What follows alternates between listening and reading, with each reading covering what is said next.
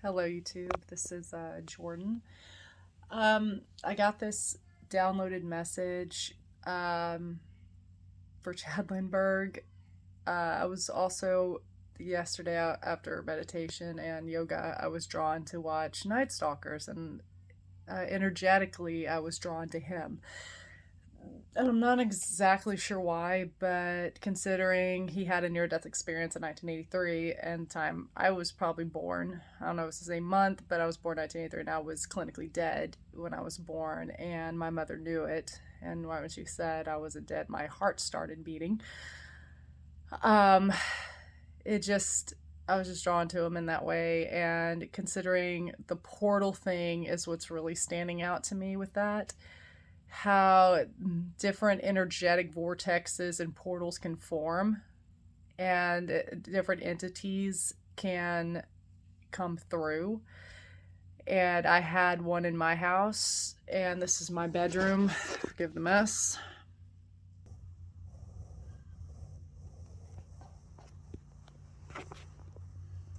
This mirror right here is where I was attacked. I had my back, I need to clean it, but the point is I had my back to this mirror, and I was actually packing up last year to go back to Galveston, which I had lived for a year and a half after my divorce. And right when I was packing up, I could feel this sexual energy behind me, and it something pushed through me because I felt really uncomfortable, to where that little voice inside you is screaming, "Get the fuck out of there!" Pardon my language, but I was shaking, and I grabbed my last bag. It was the last one I had, and pretty much followed me. I didn't realize it was following me out, but I feel somebody sent it to attack me, whatever it was. And I got between my parents. My dad, mom was on the couch. My dad was on the love seat. And right when I got, my dad could see I was shaking. And right when I got there, I felt attacked, like something was pulling at me. Something was trying to wreak havoc with me. And I trust what I get, even though I don't know who sent it. But I'm getting a certain empath did. But that's just what I'm getting. This is just what's coming through. Um, so it pretty much freaked me out that day. I was shaken on the way home, and then I saw different portals in my backyard opening up. I saw a woman with her short dark hair, and she had this, like, I want to say this pink tennis skirt on, and they were sitting on the swing, and she had another man with her. I just could not see him directly. This was when I was driving home. And she had, like, I want to say, still see this gray or white tennis top, t-shirt, whatever you want to call it, and she has white shoes on. So there's a portal open, and I'm just sensing this energy. Anything can come through. And there was a lot underneath the pleasure pier in Galveston where I lived. There was just so much evil coming up, and I had this dark entity, like, and I could still sense it. And a friend of mine picked that up too, just watching me waiting. Like, there was so much going on, and since my spiritual awakening, this is what has happened. I've had many past lives, and remembering it, like, all my past lives also in Galveston played one on top of the other, so that was really hard for me to go through. What got me into the paranormal before was in Goliad, Texas. It was July of 1995, July 12th of 1995, and my grandfather, late grandfather Papa Leo at the time, and his wife Janine took me and my brother to Goliad State Park, and we spent the night. We learned about the Mission Espirito Santo that are there, and across the street is the Presidio La Bahia. And we heard it was haunted, and my stepbrother Janine was like telling us, trying to keep grandkids' interests. And our cousin Eric was with us. This is we kind of went there a few times, and Donovan, my brother Donovan, and I had paranormal experiences. It was more susceptible to me because I was the most sensitive out of me and my brother. But this happened the first time we were there, we had some friends come over that were my grandfather's friends. They had a kid our age, me and my brother's age, and we were playing. We went up at in the late afternoon to the uh, Espirito Santo, and we could see Dustin. I remember his name was Dustin. Me, my brother Donovan, and Dustin could see there was a light on in the mission, and all the doors were locked. We went up because we saw shadows moving around, like monk shadows. And at that time, at 12, I thought my eyes were playing tricks on me. So I was just beside myself. I mean, as a kid, you don't know what ghosts are. You think, oh, Scooby Doo, that kind of thing. And they're wearing a mask, bad guys wearing a mask, what have you. But me and Dustin and my brother Donovan were just beside ourselves. We're like, okay, the doors are locked, the tours are over, nobody's supposed to be in there. Why are there monk shadows moving around? So Papa Leo drove up in his van, right when we were questioning ourselves, and picked us up. Dustin and his parents went home later on that night, and we were going to bed, me and Janine and Papa Leo and Donovan, and there was a blow up mattress, and the window to the inside the tent would be facing my bed like this of the tent, because there was a little window. And this would be the blow up mattress, this would be the floor, and Janine was sleeping on the floor.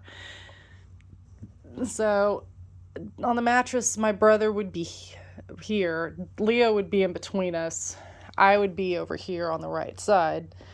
And so I'm here, and my grandfather has the loudest snore. He had the loudest snore, I'm sorry to say, but he had the loudest snore on the planet. And I couldn't sleep.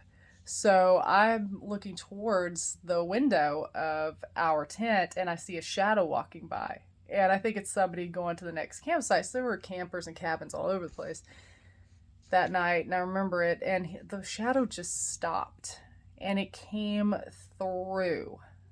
And what walked through looked like this monk priest. He had the brown habit, he had the rope black belt, the wooden rosary, and he was like my hair is kind of going. His face was hidden, and he was moving so slow past the mattress. And I just remember looking at him, and I can see it in my third eye just now. I finally found the words like, "Hey man, get out of here! This is our tent." I was only 12 at the time. So he looks at me, and his face was either weathered, worn, or burned beyond his ears. And right when we locked eyes, I blacked out.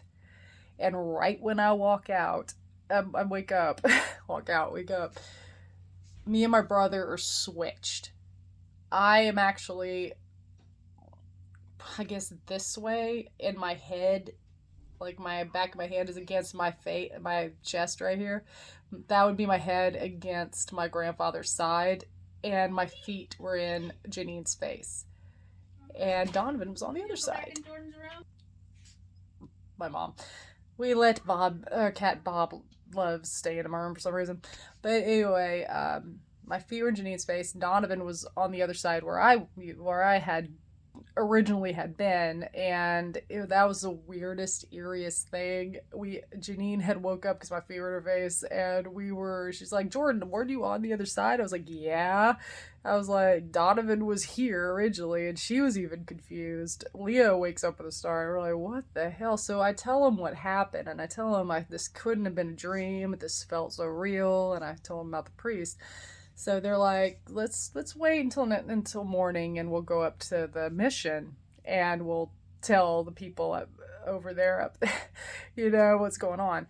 So, the morning hits. I didn't sleep. None of us slept a wink the rest of the night. But when we get up, have breakfast, we go up there, and we're talking to the parishioners. We're talking to the tour guides as well. And then they're like, why don't you, Judy's like, Jordan, why don't you tell the tour guide your story? And I told him what happened, because I had no idea the history of this place. And so Janine only told us it was haunted.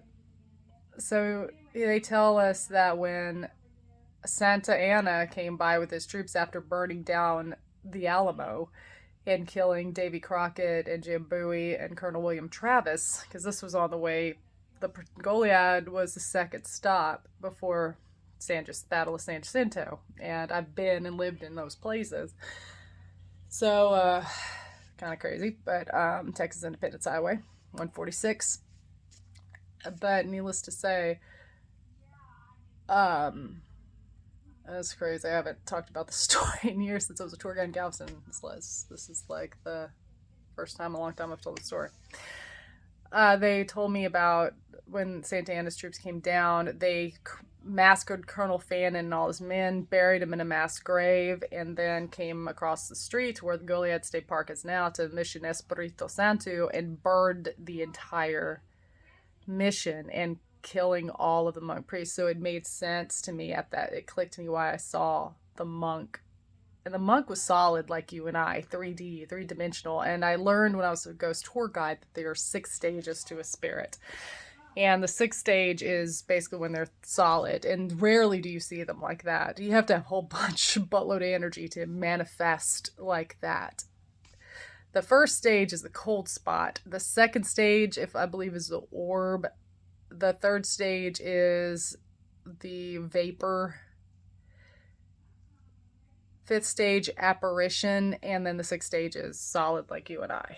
If I'm just remembering that correctly, I haven't talked about this on nice kind of stages in a long time, but I had a few paranormal experiences when my friend James and I went back to go see the reenactment of Goliad, Texas, a couple years ago in August 2019. It'll be almost a month before I got divorced. But needless to say, he's clairvoyant as well, and we both remember being brother and sister in the 20s. So yeah, we both saw Colonel Fannin and his men. I mean, it was a big day. But anyway, yeah, the portals and everything, I do believe that. But I wanted to tell my story. This is how, since I'm starting my paranormal channel, this is how I want to start this off. Anyway, this is it. I've delivered a message also. So like and subscribe. Love y'all.